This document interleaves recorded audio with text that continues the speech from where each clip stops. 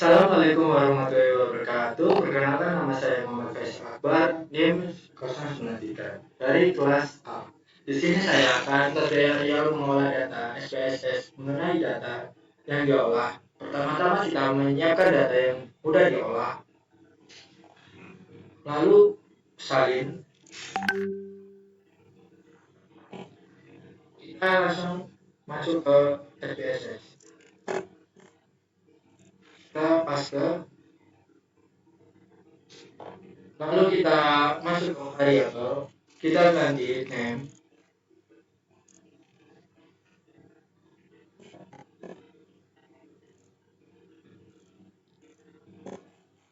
gaya hidup.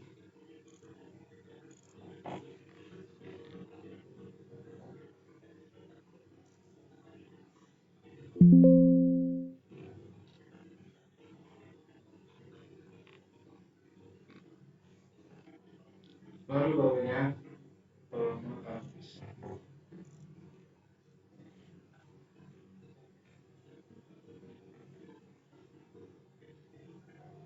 terus bawahnya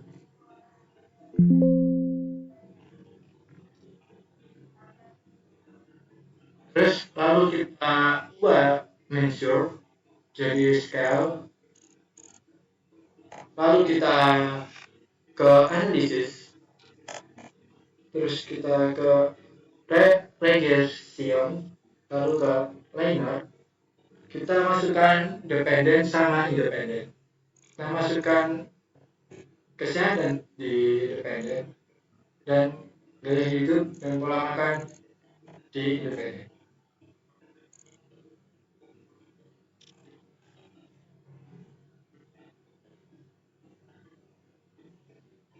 Sekian dari saya mengenai data SPS. Wassalamualaikum warahmatullahi wabarakatuh. Bye-bye. Oke, baik. Saya akan menjelaskan hasil interpretasi data yang diolah sebelumnya. Oke, di sini ada tabel interpretasi data, dan di sini ada variabel interpret atau removed. Di sini ada model summary dan ANOVA, dan di sini ada coefficient. Oke, baik. Dari tabel variabel interpret removed. Tabel variabel interpret tersebut menjelaskan variabel-variabel apa saja yang merupakan variabel independen dan apa yang menjadi variabel independen. Terlihat bahwa yang menjadi variabel independen adalah empati, tangibility, responsiveness, asuransi, dan reliability. Sedangkan variabel independen adalah kesehatan. Oke, selanjutnya ada model summary. Model summary berdasarkan ringkasan model yang diberikan, analisis regresi menunjukkan bahwa model tersebut memiliki nilai kolerasi R yang sebesar 0,903. Ini menunjukkan hubungan yang sangat kuat antara variabel independen atau pola makan dan gaya hidup dengan variabel independen kesehatan. Nilai R square sebesar 0,815 menunjukkan bahwa sekitar 81,5% variasi dalam kesehatan dapat dijelaskan oleh pola makan dan gaya hidup. Adjusted R square sebesar 0,802 yang sedikit lebih rendah dari R square. Menyesuaikan nilai ini dengan mempertimbangkan jumlah prediktor dalam model dan ukuran sampel.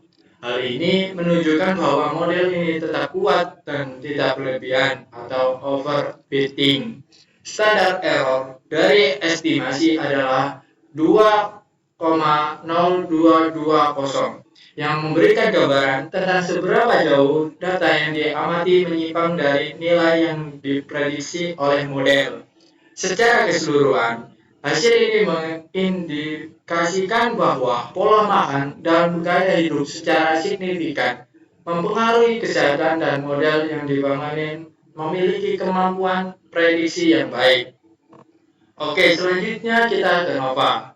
Interpretasi dari bagian A dan B pada hasil NOVA adalah sebagai berikut. A. Dependent variable atau kesehatan. Y. Ini menyatakan variabel dependen yang dianalisa dalam model, yaitu kesehatan Y. Model regresi ini bertujuan untuk memprediksi nilai kesehatan berdasarkan pola makan dan gaya hidup. B. Prediktor atau constants. Pola makan X2, gaya hidup X1. Bagian ini menunjukkan variabel-variabel independen yang digunakan sebagai prediktor dalam model regresi. Constants merujuk pada intercept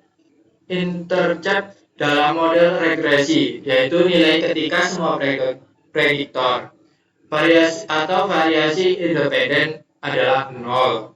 Pola makan X2 dan gaya hidup X1 adalah variabel independen yang secara bersama-sama digunakan untuk memprediksi kesehatan. Variabel-variabel ini diperkirakan memiliki pengaruh signifikan terhadap kesehatan, seperti yang diperlihatkan oleh hasil analisa NOVA signifikan. Selanjutnya kita ke coefficients. Hasil analisis koefisien regresi menunjukkan bahwa ketika variabel independen yaitu gaya hidup X1 dan pola makan X2 memiliki pengaruh yang signifikan terhadap variabel independen kesehatan yaitu Y. Pertama, intercept atau konstanta dalam model regresi adalah 59,361. Ini menunjukkan bahwa jika nilai gaya hidup dan pola makan adalah 0, maka kesehatan memiliki nilai sebesar 59,36. Selanjutnya, koefisien untuk gaya hidup X1 adalah 1566 dengan signifikan P kurang dari 0,05. Ini menunjukkan bahwa setiap satuan peningkatan dalam gaya hidup akan menyebabkan peningkatan sebesar 1,566 dalam kesehatan. Setelah mengontrol untuk pola makan dan intercept, koefisien untuk pola makan X2 adalah 3,514 dengan signifikan P yang juga kurang dari 0,05. Ini mengidentifikasikan bahwa setiap satuan peningkatan dalam pola makan akan mengakibatkan peningkatan 3,514 dalam kesehatan ketika mengontrol untuk gaya hidup dan intervensi.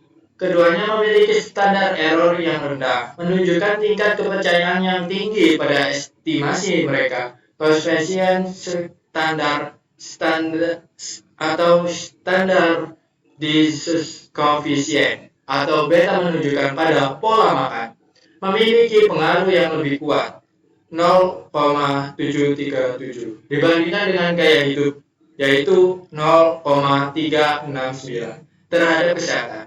Ini menyiratkan bahwa aspek pola makan mungkin memiliki dampak yang lebih besar daripada gaya hidup terdapat kesehatan individu dalam konteks analisa ini.